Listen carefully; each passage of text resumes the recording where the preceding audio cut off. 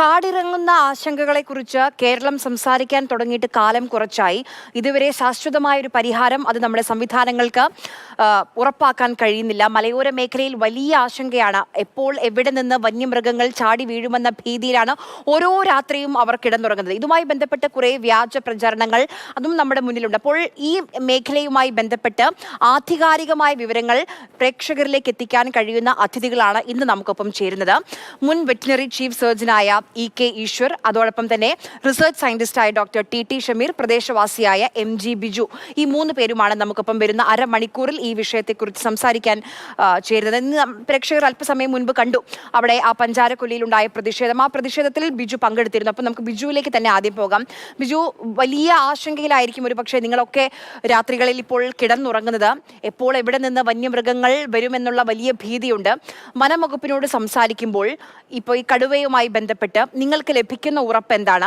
നിങ്ങൾ ആവശ്യപ്പെടുന്നത് shooted site ആണ്, അത് പ്രായോഗികമാണോ? അവരെന്താണ് പറയുന്നത്?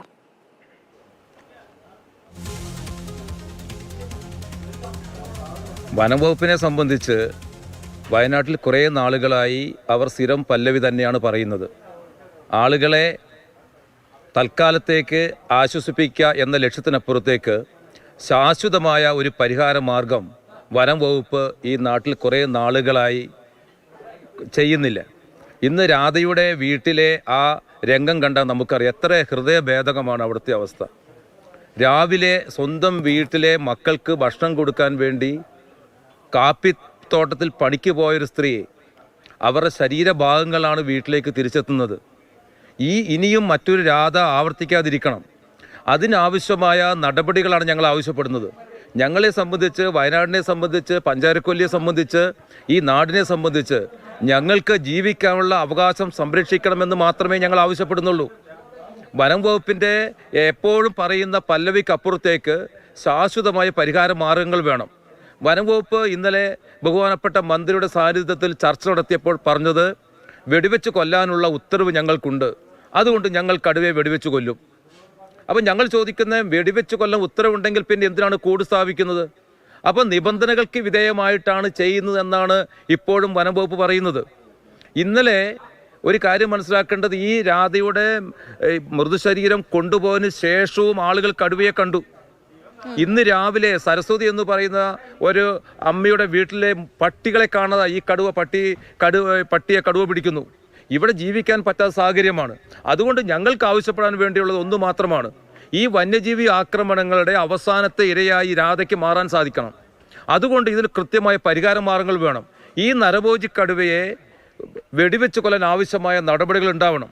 ഇന്ന് എന്താണ് ഇപ്പം CCFുമായി ഞങ്ങൾ അരമണിക്കൂർ. ഇതിനു മുൻപ് കടുവ ഇറങ്ങിയിട്ടുണ്ടോ? താങ്കളുടെ അറിവിൽ ഈ മേഖലയിൽ ഇതിനു മുൻപ് കടുവയെ കണ്ടിട്ടുണ്ടോ? ഈ പറയുന്ന ഈ പ്രിയദർശിനി എസ്റ്റേറ്റിന്റെ പരിസരത്തൊക്കെ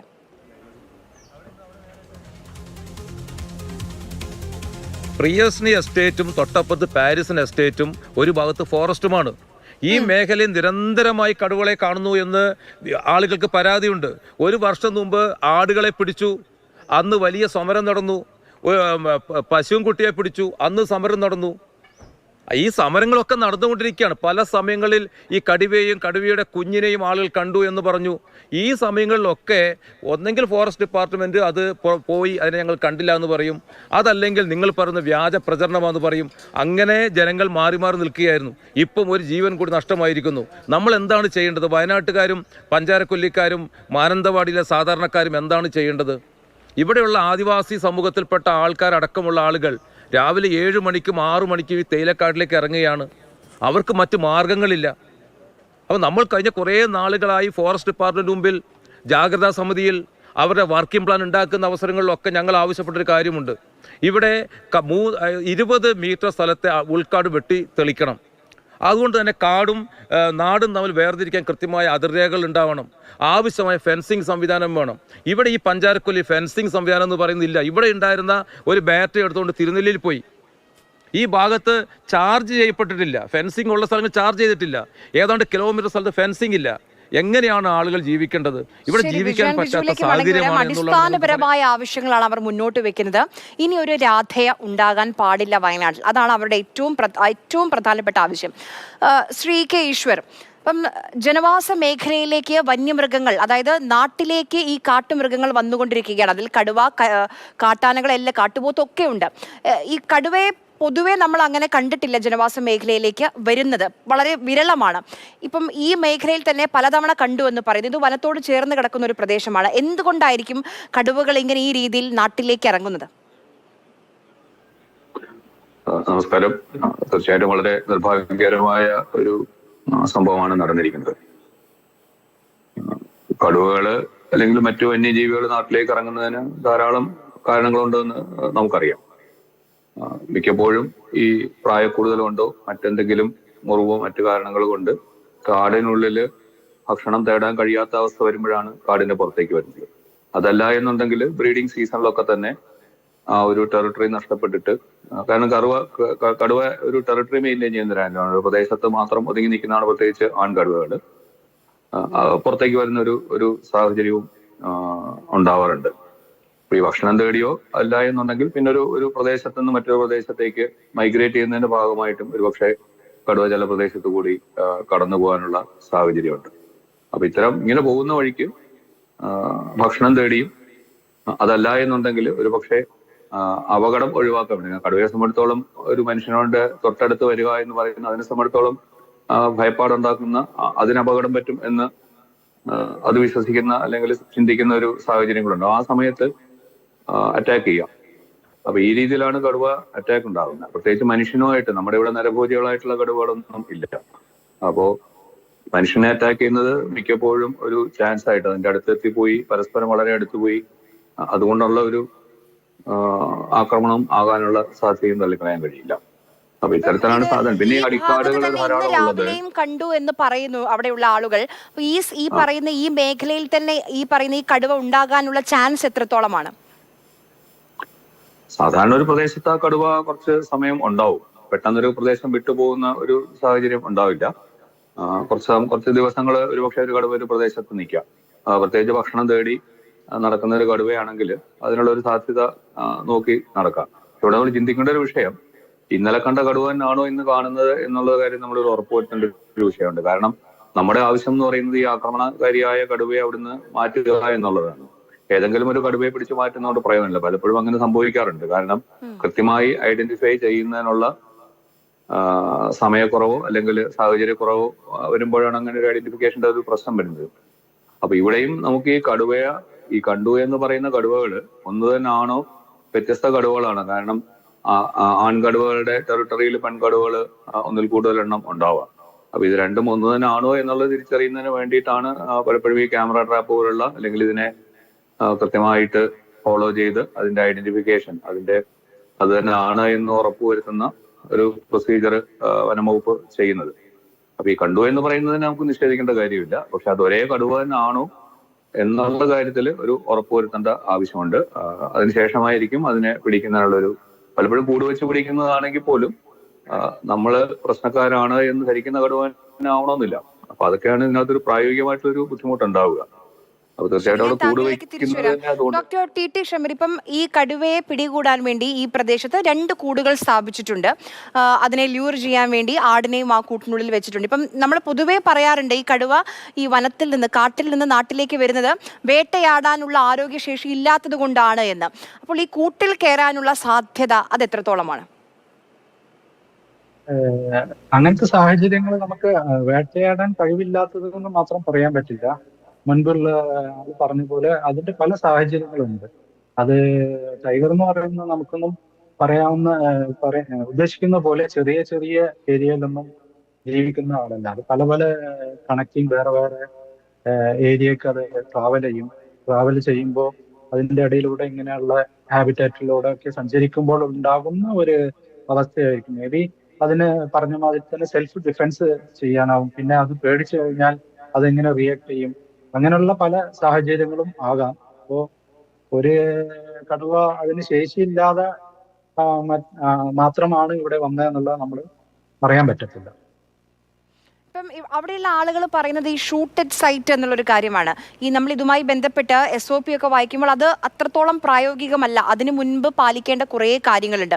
അപ്പം നമുക്കിതിൽ 2 പേഴ്സ്പെക്റ്റീവ് ഉണ്ട്. ഒന്ന്, ഈ നാട്ടുകാരുടെ അവിടെയുള്ള അവരുടെ ആശങ്കയാണ്. അവർക്ക് സമാധാനപരമായി ജീവിക്കണം ആ മേഖലയിൽ. മറുഭാഗത്തുള്ളത് ഈ വന്യജീവി സംരക്ഷണമാണ്. ഇതിനിടയിൽ ആണ് നമ്മൾ ഈ പ്രയാസപ്പെട്ടു പോകുന്നത്. അപ്പം ഈ ഷൂട്ടഡ് സൈറ്റ് പ്രായോഗികമാണോ? കണ്ടാൽ ഉടൻ തന്നെ വെടിവെച്ച് ഇപ്പോൾ ഉത്തരവ് ഇറങ്ങിയിട്ടുണ്ട്, നരഭോജിയാണ് എന്ന് പറഞ്ഞതുകൊണ്ട് ഉത്തരവ് ഇറങ്ങിയിട്ടുണ്ട്. പക്ഷേ ആദ്യത്തെ സ്റ്റെപ്പ് അതായിരിക്കുമോ? ഇല്ല, തീർച്ചയായും ആയിരിക്കില്ല. കാരണം നമുക്ക് ഇന്ത്യയുടെ വൈൽഡ് ലൈഫ് പ്രൊട്ടക്ഷൻ ആക്ട് എന്ന് പറയുന്ന ഒരു ആക്ട് ഉണ്ട്. ആ ആക്ടിന്റെ അണ്ടറിൽ നാഷണൽ ടൈഗർ കൺസർവേഷൻ അതോറിറ്റി എന്ന് പറയുന്ന ഒരു സ്റ്റാറ്റ്യൂട്ടറി ബോഡി ഉണ്ട്. അപ്പോൾ ഈ ബോഡി വന്നിട്ട് ടൈഗർ എന്ന് പറയുന്ന വൈൽഡ് ലൈഫ് പ്രൊട്ടക്ഷൻ ആക്ടില് ഷെഡ്യൂൾ 1 എന്ന് പറയുന്ന വിഭാഗത്തിൽ പെടുന്ന അനിമലാണ്. കാരണം അത്രയ്ക്ക് വംശനാശം സംഭവിച്ചുകൊണ്ടിരിക്കുന്ന ഒരു വന്യമൃഗമാണ്.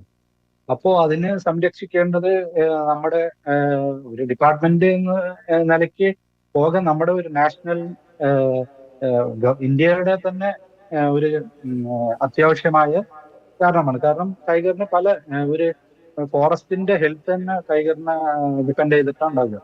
അപ്പോ അങ്ങനത്തെ ഉള്ള ഒരു ടൈഗറിനെ പ്രൊട്ടക്ഷന് വേണ്ടിയിട്ട് പല കാര്യങ്ങളും നാഷണൽ ടൈഗർ കൺസർവേഷൻ അതോറിറ്റിയുടെ ഗൈഡ് ലൈൻസ് പ്രകാരമാണ് ചെയ്തിട്ടുള്ളത്. അപ്പോ അവരുടെ ഗൈഡ് ലൈൻസും as per the guidelines നമുക്ക് നോക്കിക്കഴിഞ്ഞാൽ ആ ടൈഗർ മാനിറ്റർ ഡിക്ലെയർ ചെയ്യാൻ തന്നെ സർട്ടൺ ക്രൈറ്റീരിയാസ് ഉണ്ട്. അപ്പൊ ആ ക്രൈറ്റീരിയാസ് ഒക്കെ ഫിറ്റ് ചെയ്തതിന് ശേഷമേ ടൈഗർ നിലവിലുള്ള ലോ പ്രകാരം മാനിറ്ററായി ഡിക്ലെയർ ചെയ്യാനോ ഷൂട്ട് ചെയ്യാനോ ഉള്ള ഇതുണ്ട്. അപ്പോ ഇതൊന്നും ഒരു സ്റ്റേറ്റ് ഗവൺമെന്റിന്റെ അണ്ടറിൽ വരുന്ന പോളിസി അല്ല. ശരി ബിജു, ഇപ്പം ഇവർ രണ്ടുപേരും പറഞ്ഞത് താങ്കൾ കേട്ട കാര്യമാണ്. ഇപ്പം ആദ്യം തന്നെ വെടിവെച്ചു കൊല്ലുക, അതായത് ആദ്യം എനിക്ക് തോന്നുന്നു ഈ കൂട്ടിൽ കയറ്റാൻ കഴിയുമോ എന്ന് പരിശ്രമിക്കണം. അത് കഴിഞ്ഞ് കൂട്ടിൽ കയറ്റിയതിനു ശേഷം മറ്റേതെങ്കിലും മേഖലയിൽ തുറന്നു വിട്ടാലും ഇത് മനുഷ്യരുടെ ജീവന ഭീഷണിയാണ് എന്ന് ഉറപ്പുണ്ടായിരിക്കണം. അങ്ങനെ കുറേ കാര്യങ്ങൾ പാലിക്കേണ്ടതുണ്ട് എന്ന് തോന്നുന്നു. നിങ്ങൾ ഈ വനംവകുപ്പിലെ അവിടെയുള്ള CCFമായി ഒക്കെ സംസാരിക്കുമ്പോൾ അവർ പറയുന്ന കാര്യം ഇതുമായി ബന്ധപ്പെട്ട് എന്താണ്? ഇപ്പം അഥവാ പിടികൂടിയാൽ അവരെന്ത് ആക്ഷൻ എടുക്കുമെന്നാണ് നിങ്ങളോട് പറയുന്നത്?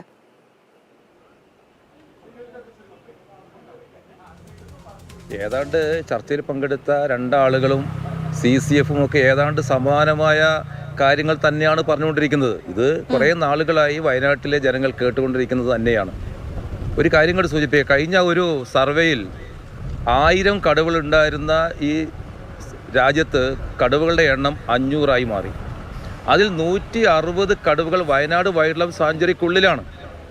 ഞങ്ങൾ പറഞ്ഞത് എങ്ങനെയാണ് വയനാട് വൈൽഡ് ലൈഫ് സാഞ്ചുറിക്കുള്ളിൽ ഈ 168 കടുവകളെ അതിന് ആവാസ വ്യവസ്ഥ ഒരുക്കാൻ പറ്റാവുന്ന അല്ലെങ്കിൽ ടെറിട്ടറിക്ക് ആവശ്യമായ സൗകര്യങ്ങളില്ല. അത് മനസ്സിലാക്കണം. 1. 2, ഇതിന് വെടിവെച്ച് കൊല്ലുക എന്നതിനപ്പുറത്തേക്ക് അവർ പറയുന്നത് ഇതിനെ സംരക്ഷണ കേന്ദ്രത്തിലേക്ക് മാറ്റും. നിലവിൽ അവിടെ 5 കടുവകൾക്ക് താമസിക്കാൻ ആവശ്യമായ സൗകര്യമാണുള്ളത്. ഇപ്പോൾ തന്നെ അവിടെ 7 കടുവകളുണ്ട്. ഇതിനെ പിടിച്ചിട്ട് എങ്ങോട്ടാണ് കൊണ്ടുവന്നത്? മറ്റൊരു സ്ഥലത്തേക്ക് തുറന്നുവിടും. ആ കടുവ വീണ്ടും ഇവിടെ അല്ലെങ്കിൽ മറ്റൊരു ജനവാസ കേന്ദ്രങ്ങളിലേക്ക് എത്തും. ഞങ്ങൾക്ക് 2 നിർദ്ദേശമാണ് വെക്കാനുള്ളത്. ഒന്ന്, വയനാട്ടിലെ ഈ വന പ്രദേശത്തിനുള്ളിൽ ആവാസ വ്യവസ്ഥ ഒരുക്കാൻ പറ്റാവുന്നതിലധികമുള്ള കടുവകളെ ഇവിടുന്ന് പിടിച്ച് മറ്റു സ്ഥലങ്ങളിലേക്ക് കൊണ്ടുപോകട്ടെ. വന്യജീവി ആക്രമണം തടയാൻ ആവശ്യമായ ശാശ്വതമായ നടപടികൾ ഉണ്ടാവട്ടെ. അതല്ലാതെ വിദഗ്ധന്മാരും മറ്റുള്ള ആളുകളും എല്ലാവരും അവരാരും ജനങ്ങളെ കാണുന്നില്ല. എന്ത് തെറ്റാണ് ജനങ്ങൾ ചെയ്തത്? ഇവിടെ കുടിയേറി വന്ന് ഇവിടെ താമസിച്ച് ഇവിടെ പണിയെടുത്ത് ഇവിടെ അധ്വാനിച്ചൊരു തലമുറ, അവരെ ഒരു വയനാട്ടിലെ വനത്തിൻ്റെ വ്യാപ്തി ഒട്ടും കുറഞ്ഞിട്ടില്ല. ഞങ്ങളാരും വനം കയ്യേറിയിട്ടില്ല. ഞങ്ങളാരും വനത്തിലേക്ക് കയറാറില്ല. ഞങ്ങൾ ആക്രമിക്കപ്പെടുകയാണ്. ഇവിടെ മനുഷ്യനും വന്യജീവികളും തമ്മിലുള്ള സംഘർഷമൊന്നുമല്ല. വന്യജീവികൾ മനുഷ്യനെ ആക്രമിക്കുകയാണ്. ഒറ്റ സംഘർഷമേ ഉള്ളൂ.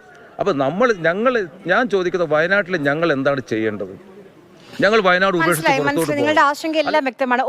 ശ്രീ ഡോക്ടർ ഈശ്വർ, ഇപ്പൊ ഇവർ പറയുന്ന ഒരു കാര്യമുണ്ട്. അവർ വർഷങ്ങളായി ജീവിച്ചുകൊണ്ടിരുന്ന അവരുടെ മേഖലയിലാണ് ഇപ്പോഴും താമസിക്കുന്നത്. അവർ കാട്ടിലേക്ക് പോയിട്ടല്ല. ഇപ്പോൾ നമ്മൾ കണക്കെടുക്കുകയാണെങ്കിലും അങ്ങനെ തന്നെയാണ്. ഇപ്പൊ ഈ കൊല്ലം തന്നെ നമുക്ക് 4 ജീവനുകൾ വന്യമൃഗ ആക്രമണങ്ങളിൽ നഷ്ടപ്പെട്ടു. അതിൽ പലതൊക്കെ ഈ കാട്ടിൽ ജീവിക്കുന്ന കൂടുതലും ഈ രീതിയിൽ ആക്രമണത്തിന് ഇരയാകുന്നത് ആദിവാസികളാണ്. അവർക്ക് കാട് പരിചയമുണ്ട്, കാട്ടുമൃഗങ്ങളെ പരിചയമുണ്ട്. ആ എക്കോസിസ്റ്റം പോലും തകർന്നു എന്നുള്ളതാണ്. അപ്പം ഈ പോപ്പുലേഷൻ പ്രശ്നം പറയുമ്പോഴും ഇവരുടെ മേഖലയിൽ നിന്ന് മറ്റേ ഭാഗത്തേക്ക് അവരുടെ ഈ വന്യമൃഗങ്ങളുടെ ആവാസ വ്യവസ്ഥയിലേക്ക് പോകുന്നില്ല എന്നുള്ളതാണ് ഇവർ പറയുന്നത്. അതൊരു പരിധിവരെ ശരിയുണ്ട്. ഒന്നിന് കാലാവസ്ഥാ വ്യതിയാനവുമായിട്ട് വളരെ ബന്ധപ്പെട്ട് കിടക്കുന്ന ഒരു കാര്യം കൂടിയാണ്. കാരണം വയനാട് എന്ന് പറയുന്നത് മുതുമല, ബന്ദിപ്പൂർ, അതുവഴി നാഗർഹോള, അങ്ങനെ ഒരു വലിയ ഭൂപ്രദേശത്തിന്റെ ഒരു ഭാഗമാണിത്. അപ്പൊ ഈ ചൂട് കൂടുന്നതും കാലാവസ്ഥ വ്യതിയാനത്തിന്റെ ഒരു ഭാഗമായിട്ടുള്ള മഴ കൂടുന്നതും ഒക്കെ തന്നെ ഈ മൃഗങ്ങളുടെ ആ ഒരു സാന്നിധ്യം ചില സ്ഥലങ്ങളിൽ അധികരിക്കാനുള്ള ഒരു സാധ്യത ഉണ്ട്. അത് തള്ളിക്കളയുന്നില്ല. ഈ പുറത്തേക്ക് വരുന്നതിന് എങ്ങനെ തടയാമെന്നുള്ളൊരു കാര്യം സംബന്ധിച്ചിട്ടുള്ളൊരു ചർച്ചയാണ് ഇതിൽ കൂടുതൽ വരേണ്ടത്. കാരണം ഒരു കടുവയെ പിടിച്ചു മാറ്റിയത് കൊണ്ട് മാത്രം ആ പ്രശ്നം തീരത്തില്ല. കാരണം വീണ്ടും അവിടെ കടുവ വരാനുള്ള ഒരു സാധ്യത നമുക്ക് തള്ളിക്കളയാം. അതാണ് ഇപ്പൊ കാണുന്നത്. ഇവര് തന്നെ പറഞ്ഞു, ഒരു വർഷം മുമ്പ് അവിടെ വന്നിരുന്നു, വീണ്ടും വരുന്നു. അപ്പൊ അതും കൂടി ഇതിനകത്ത് സജീവമായിട്ട് ചർച്ച ചെയ്യണം. അതിനകത്തൊരു പ്രധാന കാര്യം ഇവിടെ അദ്ദേഹം തന്നെ നേരത്തെ സൂചിപ്പിച്ചതുപോലെ അടിക്കാടുകൾ, ഈ അടിക്കാടുകൾ കാടിനോട് ചേർന്ന ബൗണ്ടറിയിൽ 10, 20, 30 മീറ്റർ തെളിക്കുകയാണെങ്കിൽ ഒരുപക്ഷെ മൃഗങ്ങൾ ഇറങ്ങി വരുന്ന കാണാൻ കഴിയും. അതോടൊപ്പം തന്നെ ഈ എസ്റ്റേറ്റുകളൊക്കെ തന്നെ പണ്ട് കാലത്ത് വളരെ ഭംഗിയായിട്ട് മെയിൻറ്റെയിൻ ചെയ്തിരുന്നതാണ്. അതിനകത്ത് ധാരാളമായിട്ട് ഇപ്പൊ കാട് വളരുന്നുണ്ട്. പല കാരണങ്ങൾ കൊണ്ടും പണ്ടത്തെ പോലെ കൃഷിസ്ഥലങ്ങൾ നമ്മളിപ്പോ ഈ അടിക്കാട് തെളിച്ച് ഭംഗിയായിട്ടിടുന്നൊരു, അല്ലെങ്കിൽ ആ രീതി പല കാരണങ്ങൾ കൊണ്ടും കുറഞ്ഞിട്ടുണ്ട്. അപ്പോൾ കടുവകൾക്കല്ല മറ്റു മൃഗങ്ങൾക്കായാലും പുറത്തു വന്ന് ഒളിച്ചിരിക്കുന്നതിന് ഒരുപക്ഷെ അവരുടെ ഒരു ഭാഗത്ത് നിന്ന് ചിന്തിച്ചാൽ അതും കാടാണ് എന്നുള്ള രീതിയിൽ ബിഹേവ് ചെയ്യാനുള്ള അത്തരത്തിലൊരു സാധ്യത കൂടി നമ്മൾ തള്ളിക്കളയാൻ കഴിയില്ല. അപ്പോൾ ഈ ഭൂമിയിൽ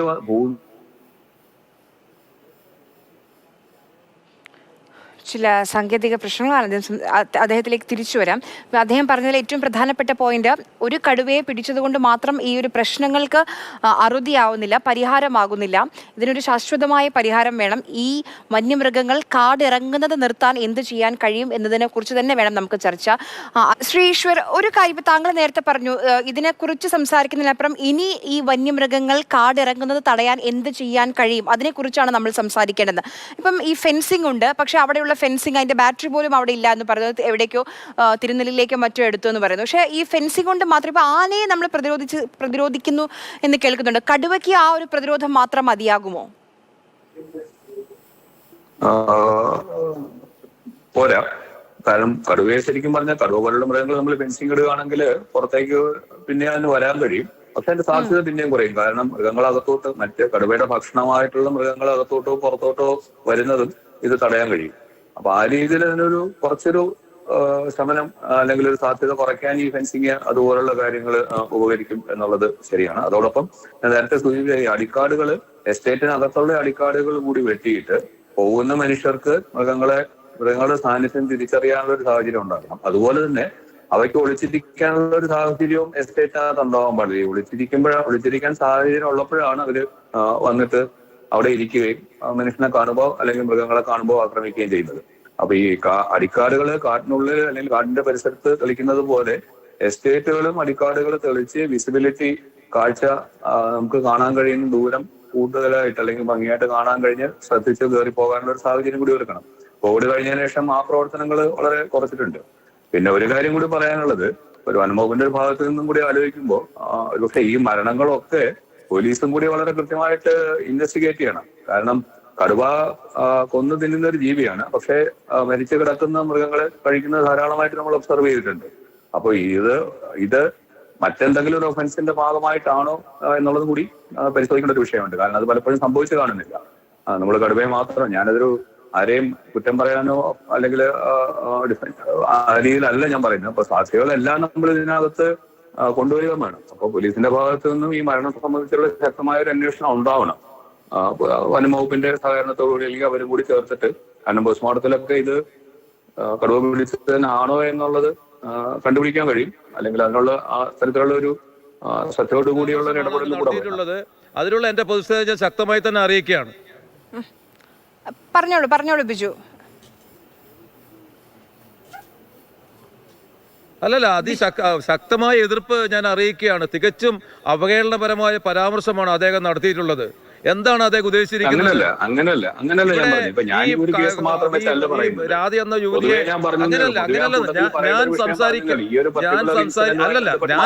നമ്മൾ സംസാരിക്കുന്ന വിഷയം എന്ന് പറയുന്നത് നമ്മൾ സംസാരിക്കുന്ന വിഷയം എന്ന് പറയുന്നത് ഈ വിഷയമാണ്. രാധയുടെ മരണവുമായി ബന്ധപ്പെട്ടാണ് നമ്മൾ സംസാരിക്കുന്നത്. അപ്പൊ അവരെ പോലും അവഹേളിക്കുന്ന തരത്തിലേക്ക് വനം വകുപ്പിന് വേണ്ടി സംസാരിക്കുന്ന ആളുകൾ സംസാരിക്കരുത്. അതിലുള്ള എതിർപ്പ്, അതിൽ ശക്തമായ എതിർപ്പ് ഞാൻ പ്രകടിപ്പിക്കുകയാണ്. ആ രീതിയിൽ അത് ദൗർഭാഗ്യകരമായി പോയി. അഭിപ്രായം എനിക്കുണ്ട്. കാരണം ഇതെല്ലാം നമ്മളൊക്കെ ജീവിക്കുന്നതും മൃഗങ്ങൾ ജീവിക്കുന്നതും ഒക്കെ തന്നെ നമ്മുടെ ഞങ്ങളെ സംബന്ധിച്ച് വയനാട്ടിലെ വന്യജീവി ആക്രമണത്തിൽ മരണപ്പെട്ട എല്ലാ ആളുകളും നിങ്ങൾ പരിശോധിക്കൂ. വയനാട്ടിലെ വന്യജീവി ആക്രമണത്തിൽ മരണപ്പെട്ട ആളുകളെ നിങ്ങൾ പരിശോധിക്കൂ. മുഴുവൻ ആളുകളും കാർഷിക വൃത്തിക്കിടയിലാണ് മരണപ്പെടുന്നത്. വയനാട്ടിലെ മുഴുവൻ ആളുകളും മരിച്ചത് അവർ കൃഷിയിടങ്ങളിൽ നിന്നാണ്.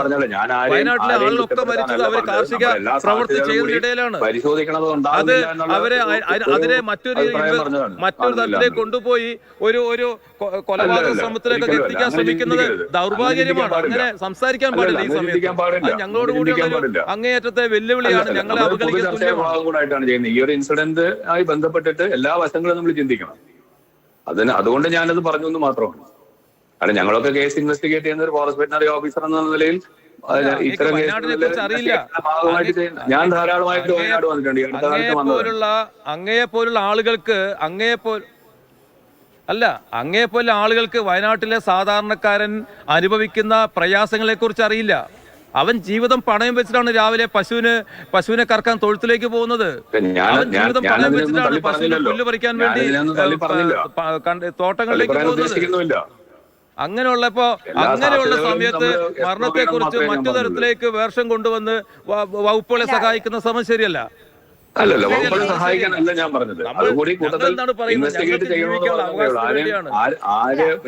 എന്ത് തരത്തിൽ മരണം സംഭവിച്ചാലും അത് തീരാ നഷ്ടം തന്നെയാണ്. പിന്നെ അതിനെപ്പറ്റി തീർച്ചയായിട്ടും സമഗ്രമായ ഒരു കാര്യം കൂടെ പറയട്ടെ സാറേ ഒരു കാര്യം പറയട്ടെ. കാട്ടിനുള്ളിൽ മൃഗങ്ങൾക്ക് ആവാസ വ്യവസ്ഥ സൃഷ്ടിക്കേണ്ട ഉത്തരവാദിത്വം സാധാരണക്കാർക്കാണോ? കാട്ടിനുള്ളിൽ മൃഗങ്ങൾക്ക് ആവാസ വ്യവസ്ഥ സൃഷ്ടിക്കാൻ അതിനാവശ്യമായ സൗകര്യങ്ങൾ കാട്ടിനുള്ളിൽ ഉണ്ടാക്കേണ്ട അവസ്ഥ സൃഷ്ടിക്കേണ്ട ഭരണകൂടമല്ലേ, സാധാരണക്കാരാണോ? നിങ്ങൾ വിദഗ്ധരല്ലേ? നിങ്ങൾ എത്ര വർഷമായി ഇവിടെ ഗവേഷണം നടത്തുന്നു? എത്ര ഡിപ്പാർട്ട്മെന്റുകൾ ഇതുമായി ബന്ധപ്പെട്ട് ഗവേഷണം നടത്തുന്നുണ്ട്? എന്താണ് റോള്? ഞാൻ ഇടപെടേണ്ട എന്ന് വിചാരിച്ചതാണ്.